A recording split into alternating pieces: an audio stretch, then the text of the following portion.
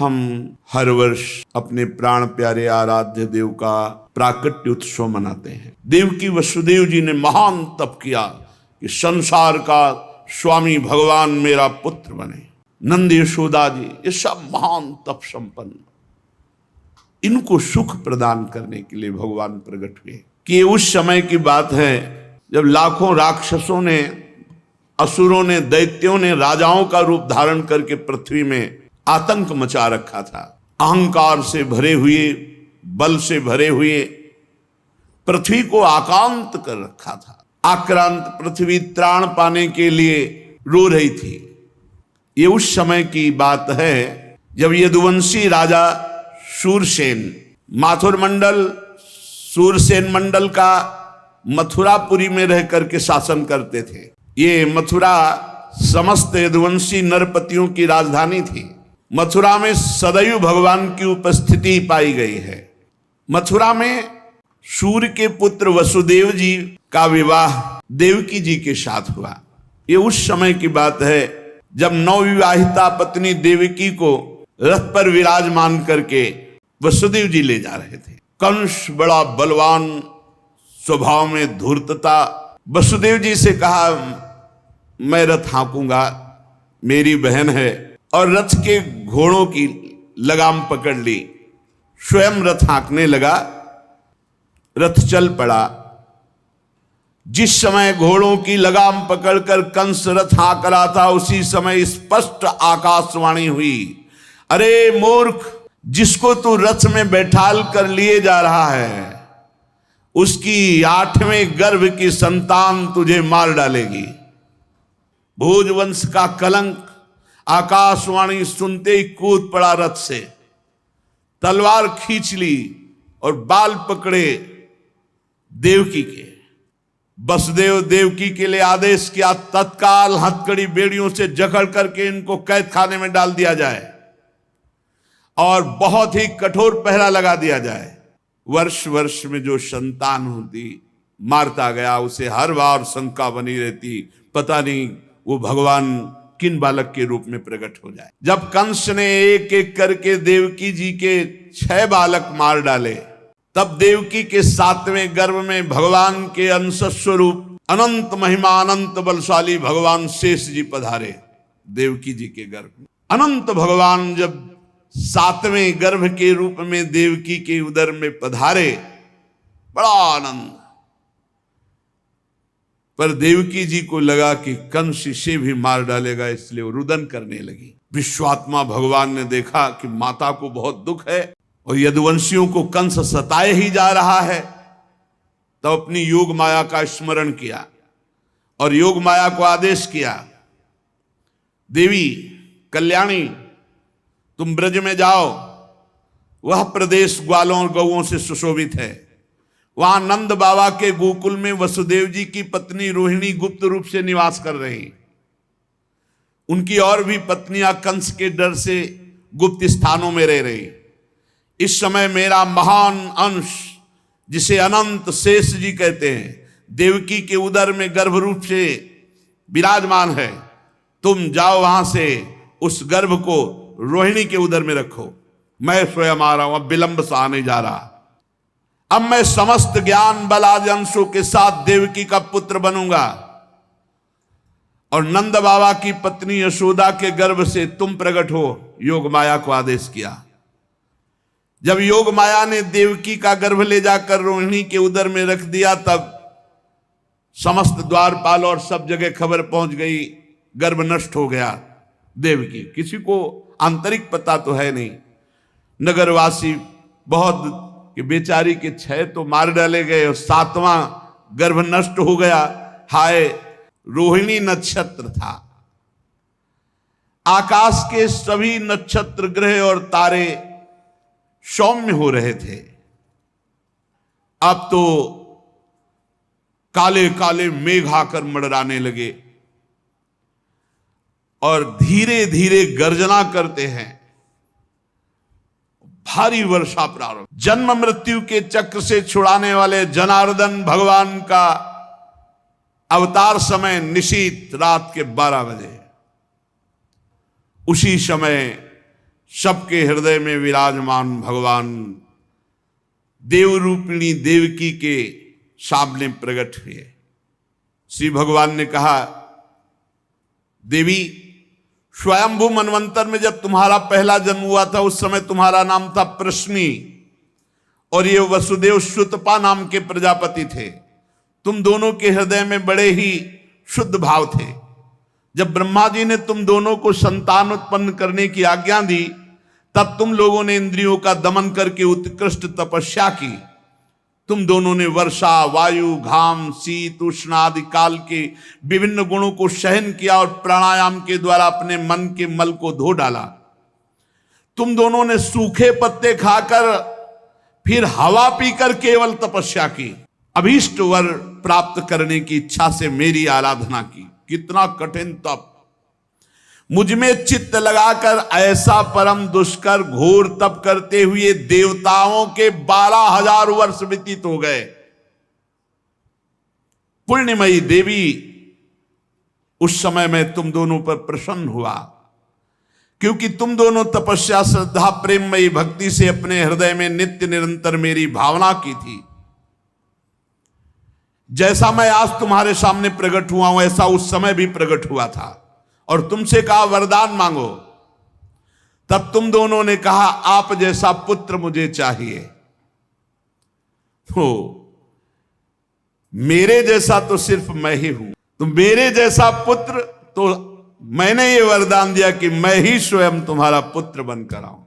ये छोटी मोटी तपस्या का फल नहीं है, आप देख लीजिए। हे माता जी, मैंने देखा कि संसार में शील, स्वभाव, उदारता, अन्य गुणों में मेरे जैसा कोई नहीं, इसलिए मैं ही तुम्हारा पुत्र हुआ हूं। मैं ही प्रश्न गर्भ से, वामन रूप से, और इस समय तुम देवकी वसुदेव हुए तो वासुदेव के रूप से। एक बार मैं वचन बोलता हूं उसे 3 बार पूरा करता हूं, ये भगवान का है। भगवान इतना कहकर चुप हो गए और अपनी योग माया से देखते देखते छोटे शिशु के रूप में नीलमणि वसुदेव जी ने देखा कि भगवान तो बाल रूप हो गया। अब तो और डर लगा, कहीं कंस को पता चल गया और तलवार लिए हुए आवे, कुछ अमंगल करे। बहुत घबरा गए और भगवान ने कहा कि मुझे गोकुल पहुंचाओ, नंद बाबा के यहां सुधा मैया के पार्श्व में सुला के आओ। मुझे तुम्हें डर लग रहा है, मैं मारूंगा इसे, पर अभी मुझे पहुंचाओ वहां। भगवान की आज्ञा का पालन करने के लिए जो ही चेष्टा की, ध्यान दीजिए, भगवान की आज्ञा का पालन करने के लिए जो ही चेष्टा की तो अपने आप हथकड़ी बेड़ियां कट गई और बड़े बड़े दरवाजे, कोई 1-2 नहीं थे, कई दरवाजे थे कंस के कारागार के। फटाफट सब ताले टूट गए, दरवाजे खुल गए। अद्भुत चमत्कार। और जितने पहरेदार घोर राक्षसी स्वभाव के, जिंदा खा जाए ऐसे पहरेदार थे, सब मूर्छित घोर निद्रा में। अब हथकड़ी बेड़ी कट गई, लाला को लेकर के चले। उस समय घोर बादल छाए हुए, अंधेरा, कुछ दिखाई नहीं दे रहा। कितना कष्ट में जीवन भक्त वसुदेव जी भगवान को लेकर। वर्षा हो रही, पीछे पीछे गुप्त रूप से शेष भगवान फण धारण किए, मेरे प्रभु को बूंदे ना लगे। जब वो लीला कर रहे, वसुदेव जी को पता नहीं कि पीछे शेष भगवान फण धारण किए। वो तो बस चिंतन में चले जा रहे हैं, कैसे वहां जाएंगे, कोई जान ना जाए कोई।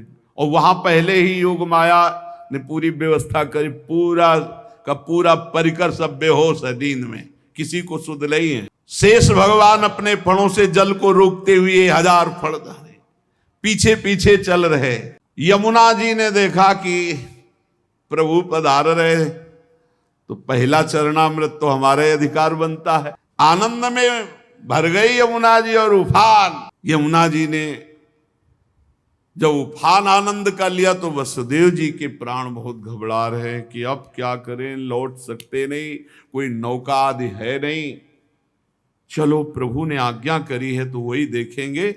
अब मेरे प्राण चाहे चले जाए, मेरे लाला को कुछ ऐसे। यमुना जी उफान कर रहे कि चरण छू ले, और वसुदेव जी उल्टा सोच रहे कि यमुना जी बढ़ रही तो लाला को बचाए। यमुना जी ऐसे थपेड़ जोर जोर से बढ़ रही। भगवान ने कहा बाबा तो और ऊपर उठाते चले जा रहे, तो यमुना जी और बढ़ती चली जाएंगी। एक श्री चरण बड़ा, ये वसुदेव जी को पता ली, जो ही यमुना जी को श्री चरण प्रभु के स्पर्श हुए तो तुरंत नाभिभर हो गई और ऐसे एकदम शांत। वसुदेव जी बाबा के नगर में गोकुल में गए तो डर रहे थे कि कोई देख न ले, लेकिन वहां कोई देखने वाला था, सब सोए हुए थे। उन्होंने अपने पुत्र को, अब वो ऐसे देख रहे थे और जहां सुलाया तो वहां भी पुत्र था, पार्श्व में योग माया और वही पुत्र। भगवान के इस अवतार में दो अवतार हुए, एक हुआ चतुर्भुज नारायण भगवान का अवतार जो वसुदेव देवकी के सामने, और एक हुआ पीछे आपने सुना है नंद बाबा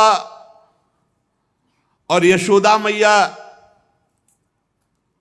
बहुत ऐश्वर्य समृद्धि सब रिद्धियां सिद्धियां अटखेलियां कर रही। ब्रज तो अवस्था डल गई थी नंद बाबा की, चौथापन, और ब्रजवासी बाबा की इस दशा को देख के सह नहीं पा रहे थे, बाबा खिन्न रहे थे। उपनंद आदि वृद्ध गोपों ने परामर्श करके पुत्रेष्टि यज्ञ का आयोजन किया। सबने यज्ञ पुरुष गोपराज नंद को पुत्र प्रदान करने की प्रार्थना की भगवान से। पुत्रेष्टि यज्ञ हुआ। जैसे महाराज दशरथ जी की अवस्था डल चुकी थी तो श्रृंगी ऋषि ने पुत्रेष्टि यज्ञ करा, उससे खीर, फिर भगवान 4 रूपों में प्रकट हुए, राम लक्ष्मण भरत शत्रुघ्न। पुत्रेष्टि यज्ञ का अनुष्ठान हुआ नंद बाबा के यहां। अब उच्च कोटि के ब्रह्म ऋषि वेद ध्वनि आकाश में मुखरित हो रही थी। मैंने एक स्वप्न देखा जो आज तक तुमसे नहीं बताया, यशोदा रानी से कहा। भगवान नारायण भी उतने सुंदर नहीं जैसा वो बालक सुंदर मुझे स्वप्न में दिखाई दिया। मुझे ऐसा लगता है कि त्रिभुवन में कोई है नहीं सुंदर। एक बार जिसके हृदय में वो प्रकट हुआ उसको कोई आकर्षित कर सके ऐसा त्रिभुवन में नहीं। ब्रजराज की बात सुनकर यशोदा रानी ने कहा सच्ची तुमने स्वप्न में देखा है? बोले हाँ। बोले मैंने तो बताया नहीं, मैंने भी स्वप्न में देखा है। क्या? बोले मैं नित्य सहधर्मिणी हूं, तुम्हारी सुख दुख की नित्य संगिनी हूं, मैं तुमसे क्या छिपाऊं। जैसे बालक की बात कर रहे हो ना, हमने तो इसलिए नहीं बताया कि आप कहोगे कि तुम्हारा पागलपन है, बिल्कुल वैसे ही मैंने देखा है। बाबा ने कहा मैंने भी देखा। दिव्याति दिव्य नीलमणि सदस्य श्याम सुंदर वर्ण एक बालक तुम्हारे गोद में दुग्ध पान कर रहा है, जो चंचल नेत्र मनोहर विशाल भाल तुम्हारी गोद में स्थित देखा, वो तुम्हारा पयोधर पान कर रहा है। कैसे बताऊं, अब तो मेरी ये दशा है कि सोता हूं या जागता हूं मुझे कुछ पता नहीं चलता। हर समय बालक लगता है मेरी गोद में चढ़ रहा है, मेरी दाढ़ी खींच रहा है। कभी मैं देखता हूं तुम्हारी गोद में दुग्ध पान कर रहा है। यशोदा मैया आनंद विवल होके कहने लगी ब्रजराज ऐसा ही, ऐसा मैंने भी देखा है, ऐसा ही देखा है। वो तुम्हारे तोंद पर चढ़े खेल रहा, मैंने देखा है ऐसा। सत्य सत्य सत्य कहती हूं, मैंने देखा मैंने कि उसे स्तन पान करा रही हूं, पर संकोचवश नहीं बताया कहां वो दिव्य बालक और कहां मैं। लेकिन ऐसा अगर दोनों के स्वप्न में आया तो जरूर भगवान हमारे स्वप्न को पूरा करेंगे। नारायण जिनकी हम आराधना करते हैं। व्रतानुष्ठान सर्वांग पूर्ण संपन्न हुआ तो एक दिन देखा कि स्वप्न में भगवान श्री हरि आए और मधुर वाणी में बोले नंद यशोदा तुम मुझ में आसक्त और मेरे परम भक्त हो, तुम इतने खिन्न क्यों हो रहे हो। अतसी कुसुम के सदस्य श्याम सुंदर सुकुमार कुमार जो तुम्हारे स्वप्न में जागृत में अनुभूति का विषय बना हुआ है वो मैं हूं। निकुंज विलासी श्री ठाकुर जी ने कहा जगत में वात्सल्य प्रेम का प्रचार करने के लिए मेरी प्रेरणा से द्रोण और धरा के रूप में तुम स्वर्ग से आविर्भूत हुए हो। कल्पों तपस्या की है मेरी प्राप्ति के लिए, जो ब्रह्मादि के लिए अलभ्य है। गोपराज मैं प्रकट होने वाला हूं। समझिए, वहां देवकी वसुदेव के यहां चतुर्भुज भगवान नारायण और यहां निकुंज विलासी श्री ठाकुर जी। तो एक दिन समस्त ब्रजवासियों ने देखा कि एक अर्धवृद्धा तपस्विनी स्नातक ब्राह्मण बालक को लिए गोपराज नंद की सभा में पधारी। इतनी तपस्विनी तेजस्विनी, सब ब्रजवासी खड़े हो गए और आसन देकर प्रणाम करके पूछा, देवी आप कौन हो? आज तक तो आपको देखा नहीं। आपको देखने पे लगता है साक्षात भगवान की योग माया शक्ति हो। ये बालक कौन है? नारद मुनि जैसा दिखाई देता है। आप परम हम ब्रजवासियों का कल्याण करने के लिए पधारी हो। गोपराज के सभासदों की बात सुनकर तपस्विनी ने मुस्कुराकर कहा, मेरा नाम पौर्णमासी है, मैं महान तपस्विनी और दैवज्ञा हूं, तीनों काल का मुझे ज्ञान है। और ये जो बालक है तुमने कहा नारद जी जैसा, इसका नाम मधुमंगल है। ये बालक स्नातक है, इसका दर्शन करके नारद जी का स्मरण होना उचित ही है। ये संपूर्ण वृत्ति नारद जी वाली ही रखता है। सबके पूछने पर पौर्णमासी ने बताया, तुम लोगों के प्राणाधिक प्रीतम गोपराज नंद के यहां एक पुत्र होने वाला है जो अखिल जगत को आनंद सिंधु में निमग्न कर देने वाला होगा। पौर्णमासी की बात सुनकर सभी परमानंद में उल्लसित पुलकित गदगद वाणी से कहने लगे, देवी आपके शुभागमन से हमारा ये ब्रज जो है महान तीर्थ हो गया। आपके लिए कृष्णांति के यमुना जी के समीप हम एक पर्णशाला कुटी बना देते हैं। ये बात जब पौर्णमासी जी ने सुना तो उन्होंने कहा, ठीक ठीक, कृष्णांति के अर्थात कृष्ण के समीप, ठीक तुम्हारी बात निकल गई। जो बालक होगा उसका नाम कृष्ण होगा। पौर्णमासी देवी कालिंदी तट के समीप पर्णशाला में भगवान के दर्शन की अभिलाषा से निवास करने लगी। पौर्णमासी देवी देवर्षि नारद जी की शिष्या और श्री कृष्ण के आगे जो गुरु बनेंगे संदीपनी जी, उनकी माता हैं। संदीपनी मुनि की माता हैं ये पौर्णमासी देवी। तो भगवान का जो ऐश्वर्यमय अवतार हुआ वो जेल में, और जो माधुर्यमय अवतार हुआ ये नंद बाबा के यहां। तो जो ऐश्वर्यमय अवतार वापस गया, तो आप देखिएगा अक्रूर जी के साथ अक्रूर जी ने देखा जल में डुबकी लगाकर शेष सैया पर चतुर्भुज नारायण सेन, और हमारे द्विभुज मुरली मनोहर वृंदावनम परित्यज्य पादमेकम न गच्छति, वो कभी यहां से नहीं गए। जो गए तो देखो यहीं से निकलते ही चतुर्भुज हो गए। मथुरा में चतुर्भुज, द्वारिका में हमारे द्विभुज मुरली मनोहर नंद यशोदा के लाड़िले, वो कभी एक कदम ब्रज से बाहर नहीं गए। तो वहां योग माया के द्वारा नंद बाबा को यह पता ही नहीं चला कि हमने लाला में लाला का समर्पण किया, और पार्श्व में देखा, कन्या उठाया और आ गए। जे ही आए तो जैसे जैसे दरवाजे में प्रवेश करते जाते वैसे वैसे जंजीर ताला सब फिट, और जे ही वहां गए और देवकी जी की गोद में उस कन्या को तेवी हथकड़ी बेड़ी जकड़ गई। योग माया के आते ही दरवाजे बंद, हथकड़ी बेड़ी जकड़ गई और पहरेदार जग गए, और कन्या जोर जोर से रोने लगी। जो साक्षात भगवती है, पहरेदार भागते हुए गए, कंस से कहा, महाराज 8वीं संतान उत्पन्न हुई। अब तो कंस के होश नहीं, वो तो जैसे पागल हो चुका, बाल बिखरे हुए, कई जगह गिरा, दौड़ता हुआ आया, दरवाजे खोले गए। बड़ी घबराहट है, बाल बिखरे हुए, बड़ा भयानक रूप कंस का। जग गए और पैर पकड़ा और कन्या को हाथ जोड़ रही देवकी जी ने कहा, भैया मारो मत। आकाशवाणी हुई थी कि पुत्र होगा, ये तो कन्या है, स्त्री जाति है, अभी बच्चा है, आप क्यों मार रहे हो? भैया तुम तो बड़े कृपालु हो, और देखो हमारे कई बच्चे मार डाले तुमने, अब एक कन्या बची, इसे तो दे दो।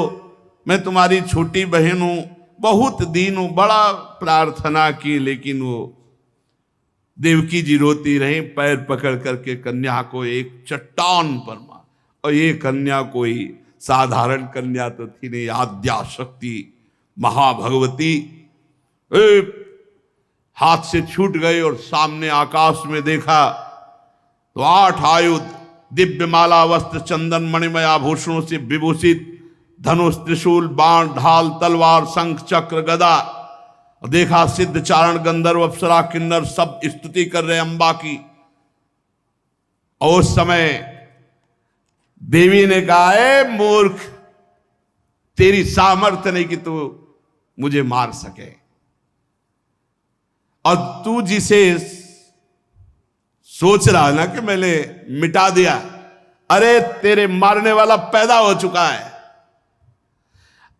निर्दोष की हत्या करने वाले, अब तू बच नहीं सकता, कहीं भी भाग के जा, तेरे मारने वाला पैदा। अब कंस के दिमाग में आया कि संतान तो 8वीं पुत्र होनी थी, वो पैदा हो चुका, ये आकाशवाणी झूठ कैसे बोल सकती, तो पैदा तो देवकी के यहां ही होना चाहिए। बड़ा आश्चर्य हुआ। फिर उसने हाथ जोड़ा देवकी वसुदेव जी की, व्यर्थ में हमने आपको कष्ट दिया आकाशवाणी, आप मुझे क्षमा कीजिए बहनोई जी और बहन जी। और वो उन्होंने कहा कुछ नहीं, वसुदेव जी से कहा कि ये विधाता भी झूठ बोलता है, आकाशवाणी हुई थी कि 8वां पुत्र होगा, पुत्री कैसे हो गई, मैं बड़ा पापी हूं, मैंने आप दोनों महात्माओं को बड़ा कष्ट दिया।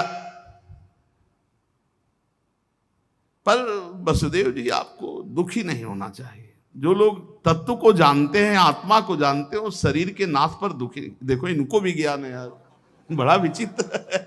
पर उपदेश कुशल बहु तेरे, राक्षस स्वभाव वालों को भी ज्ञान, ये भी उपदेश दे रहे, बड़ा सुंदर ज्ञान दे रहे। अभी बताएंगे ठाकुर जी आके तुम्हें कौन किसको मारता है लौट के। वसुदेव जी के चरण प्रकार, देवकी जी ने कहा भैया भैया बस पैर छूने की जरूरत नहीं है, आप खुशी रहो, बस बस आपका इसमें कोई दोष नहीं है। जब वसुदेव और देवकी जी ने इस प्रकार, तो कंस वहां से अनुमति लेके चला गया और बुलाया पूरे परिकर को और कहा, योग माया ने जो कहा है वो झूठा नहीं हो सकता, 8वीं संतान पैदा हो चुकी है मारने वाली, तो ये लड़की नहीं हो सकती, ये पुत्री नहीं हो सकती, कुछ है, प्लानिंग करो। वो कह रहे पैदा हो चुका तो ब्रजय में होगा।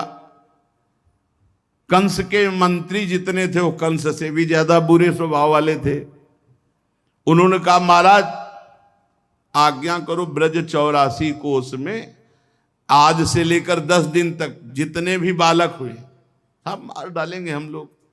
बड़ा प्रसन्न हुआ इसका प्लान कि सबका नाश, और भगवान पहुंच चुके हैं यहां से ऐश्वर्य स्वरूप, और यहां से ब्रज के लाडिले ठाकुर कभी बाहर नहीं गए, पक्का मानना।